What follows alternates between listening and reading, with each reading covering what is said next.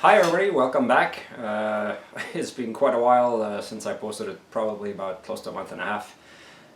Summer has been very busy for me at work and well in the shop too. I've made some room in my shop by making room in my basement. I'm moving the clean processes out of my workshop and into my basement where I have pretty easy access, and so my granite plate's going down there and a whole bunch of stuff. My work table where I have my computer and I used to do all that stuff is now in the basement. All of that so I can make room for this welding table. For those of you who don't know it, I ordered myself Everlast PowerPro 256S stick TIG and 60 watt plasma cutter. I'm very happy with it so far.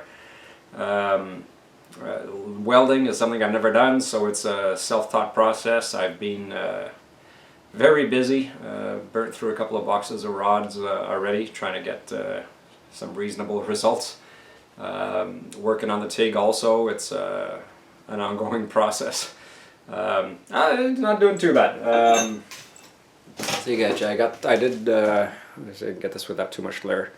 I got some 7018 doing beads. Okay, that all worked well. I started doing some horizontal on this side, so I've got to work on that a little bit. Very happy with the 7018. It makes me look good.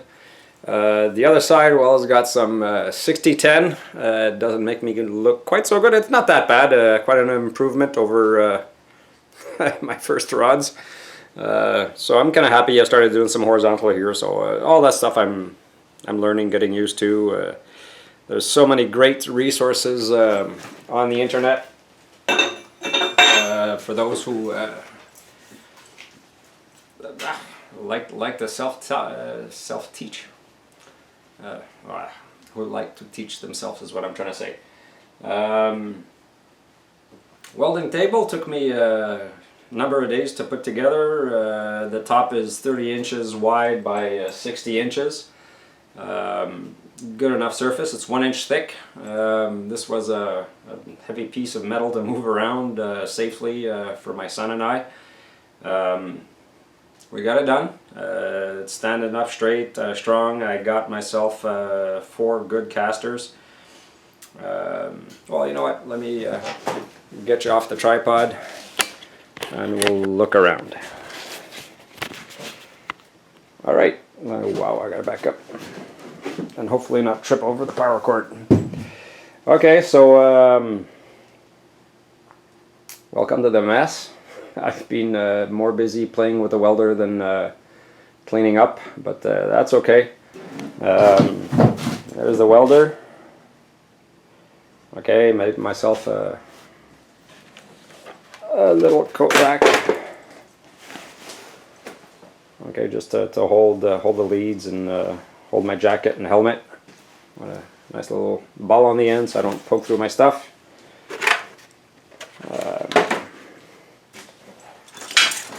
Let me make some room.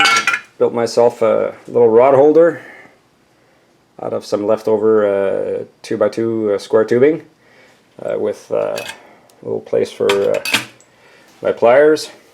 My bottle of gas in the back, which I forgot to close. Excuse me. Never forget to close them because it'll cost you a lot of gas. And on the end, I just put up a couple of rods there with some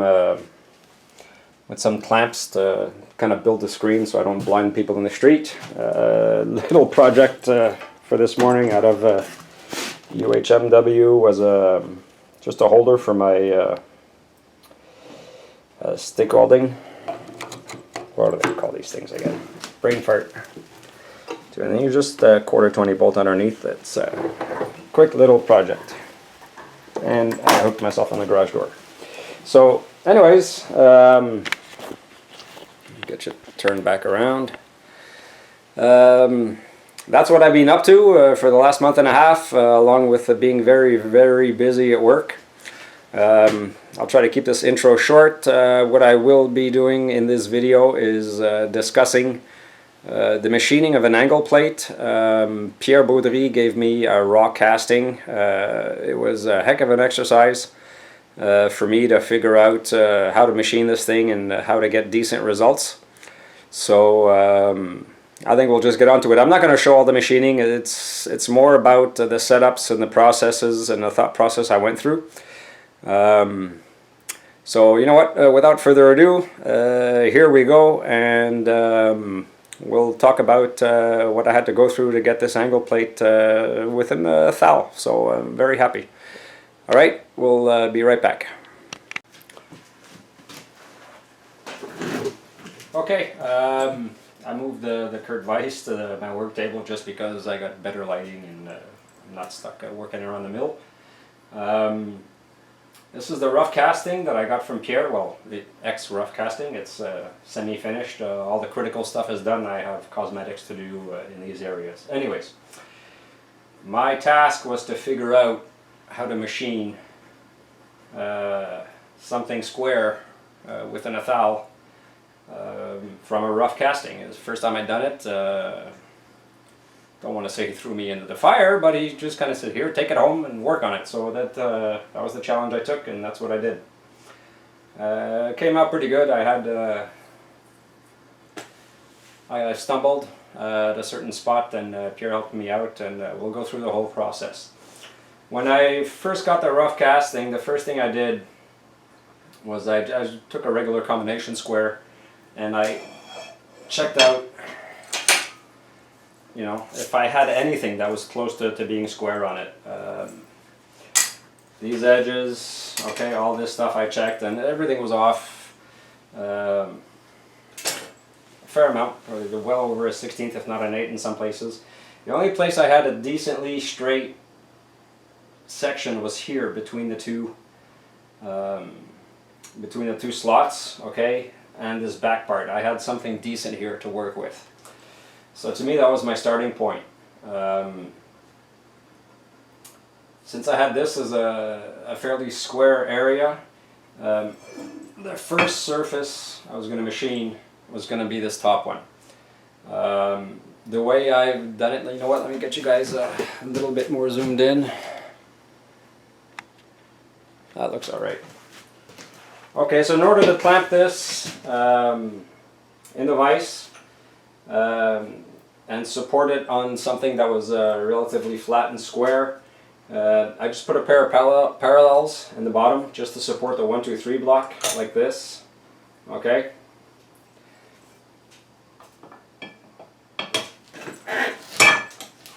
I set the square in. Since the front face was well, fairly off, I used a crush rod, I guess you can call it. Chuck has his screwy balls. If you have those, well, good for you. I didn't. This is basically just some leftover copper wire. I think it was number 6. And all I did was take a length of it and put one on the device, put the other one on a drill, and I tightened up the spiral on it so it wouldn't fall apart quite so easy. It gives you a bit more crush than like a solid brass rod or a thin aluminum rod. There was quite a bit of deflection here, so this kind of worked out. So I pinched it in. Come on. Okay. Check the square with my table, this edge. And the first thing I did was well, lightly machine this down till I cleaned it up, so I got one flat surface to work with. Okay? Once I had that done, then I had something I could reference off for this face. So, change the setup.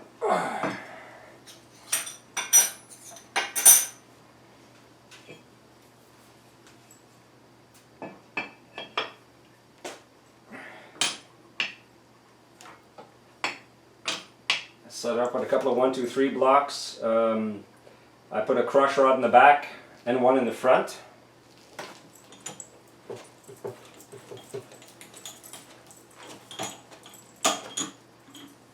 Okay, okay, because this was obviously cast, it wasn't anything flat. So I had that. I just went ahead and I cleaned up this face with the face mill as good as I could get it. I couldn't verify any squareness at this point because the back was still a casting. So I had a crush rod in the back. Okay, I had a crush rod here, so I had 3 sets of crush rods. And my only concern was having this face down here flat on the vise, okay, and square. That was going to be my starting point. I had to take very light cuts, obviously, because it's a bit of a precarious setup. I did reef on it pretty good with the handle. I got it in there really tight. It didn't seem to move on me, which was okay. So I did a cleanup pass on this face. I think I was going down about 10 or 15 thou each. I ended up taking close to 80 thousandths off this face to get the whole thing to clean up. Okay, now I had one decently large flat surface to work with, which was great.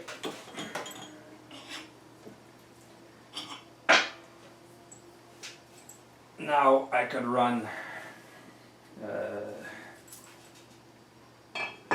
this face.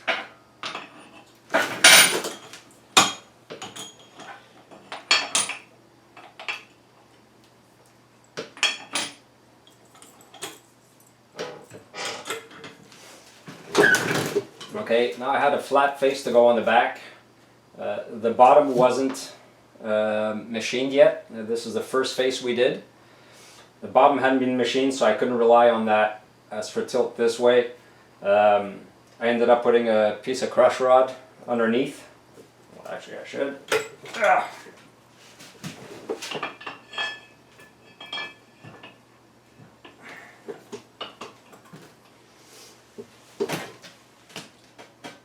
And in order to try to get this fairly straight on the x-axis, I got a digital level.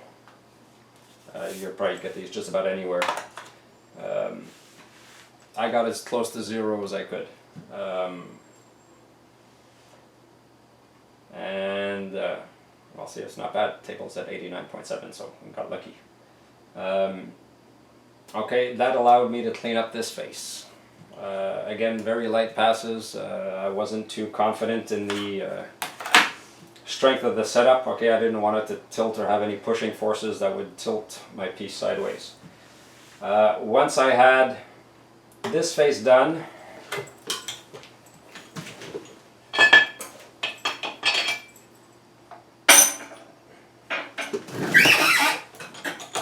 let's see, get this thing open.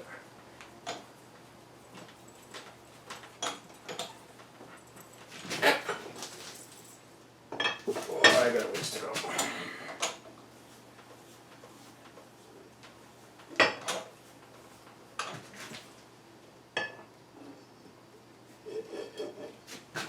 I was able to set it in this way. I had a square face here, I had a flat face there, flat. I got 3 good sides. So this is when things started to get a little bit easier setup wise up to this point.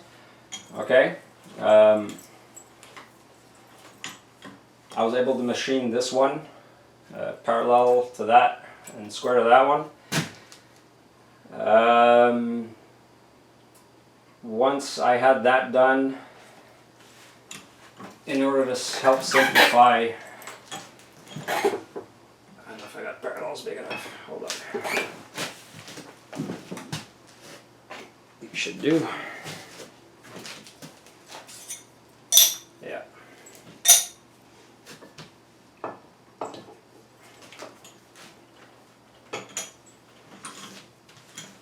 I reinstalled it on a set of parallels.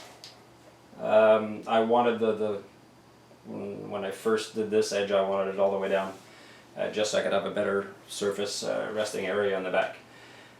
What I then did is I just passed the face mill here to clean them up. Okay, it gives me something nice and flat that I could press the 1, 2, 3 blocks against without having to use crush rods, and just increase my rigidity. Okay, so I got that, I got the front, the bottom and the top, or whichever way you want it. The biggest challenge I had, and the place where I had ended up asking Pierre for help, was to machine these two sides. These are the hardest ones to do, and I'll show you why.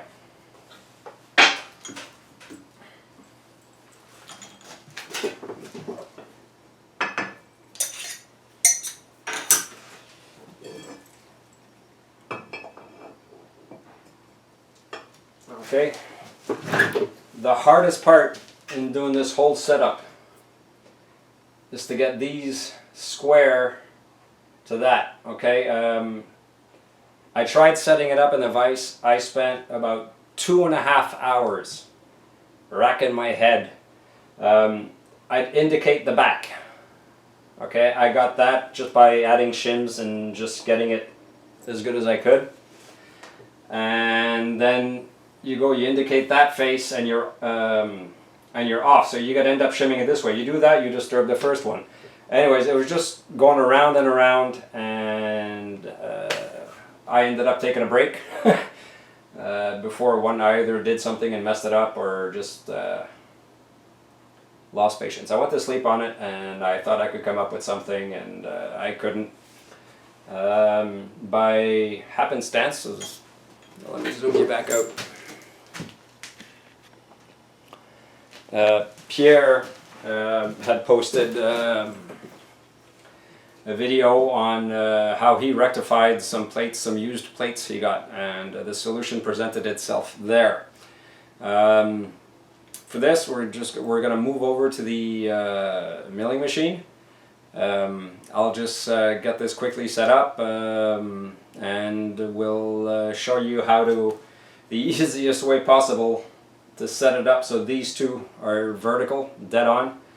Okay, so you can machine this face, and well, the other face square to everything else. Alright, we'll be back in a minute. Okay, so I just switched my clamps around a little bit, give me better access. So you've got these two blocks that have been pre-assembled, preferably on a precision surface. Okay, they're being held flat to the table by the clamp. This gives me a really nice 90-degree corner that eliminates the whole problem of trying to set up the angle plate in the vise and get two faces, two perpendicular faces exactly, or as close to exact as you can get, which is, well, next to impossible. I'm not saying it can't be done. I'm sure somebody can find a way. I didn't manage to find it. So we've got those two reference surfaces now, which are great, and we know are true.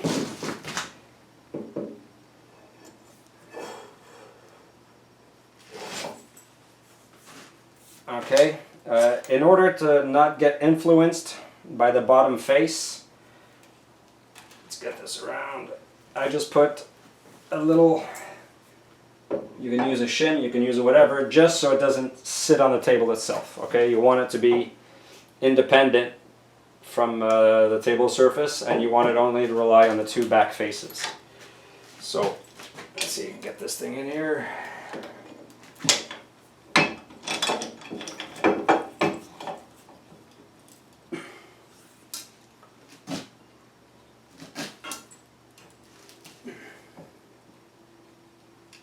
There we go, snug it down.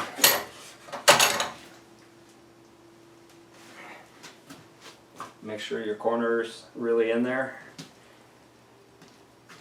Nice and snug. I got another angle plate, which I checked and is, well, as close as I can get. I'll put that on the back. Okay, before I go snug this down, I'll tighten these up.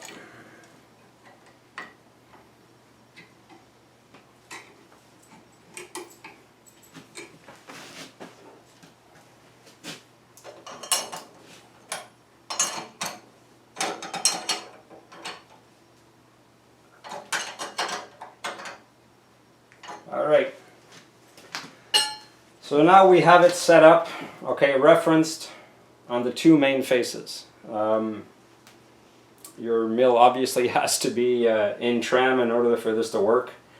You're going to do this, and I suggest you tram your head in prior to starting this whole process. It's just ABC. You're trying to do a precision piece, and well, the better your setup on the mill is, the better your results are going to be.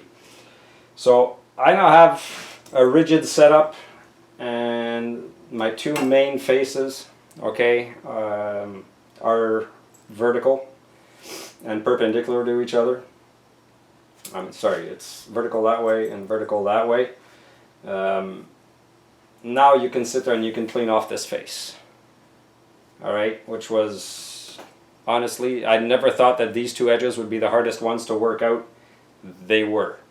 Quite the puzzle if you don't know how to do it. Once you've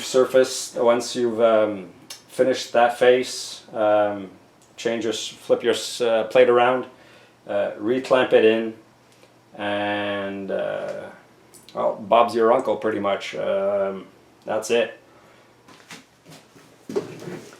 Okay, so that's how I ended up going about it. I brought the plate back to Pierre's shop, and we checked it out with his instruments on his granite plate, and yeah, we got within a thou of square in any direction, which makes me really happy.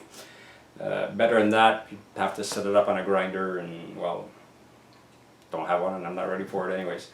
So I hope this helps you out if you're trying to undertake this. It was a challenge for me. I still got some cosmetic work to do on it, clean up all these areas and all that, but that's just, it's secondary. The hard work is done at this point. Well,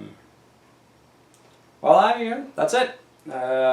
Thank you for watching, thanks for subscribing, thanks for hanging around for a month and a half without me posting anything. It's been really busy. I haven't been to Pierre's place in close to a month.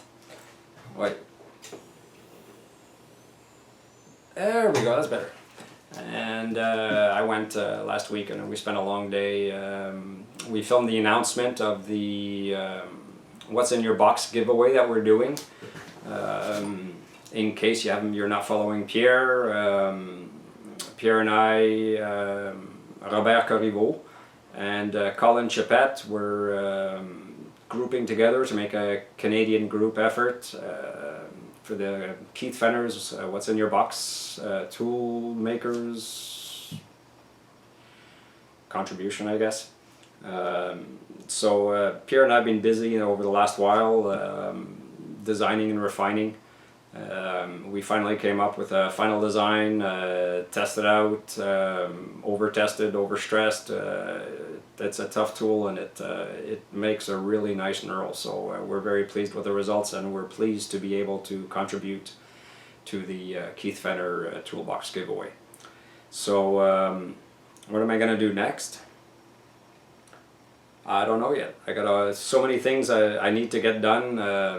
I got some stands for my granite plate. I got a stand for my Taft and Pierce to do. All sorts of fabricating I got to do. There's a materials rack I want to put together. So I got a lot of stuff to film. I got a lot of stuff to build, design and build.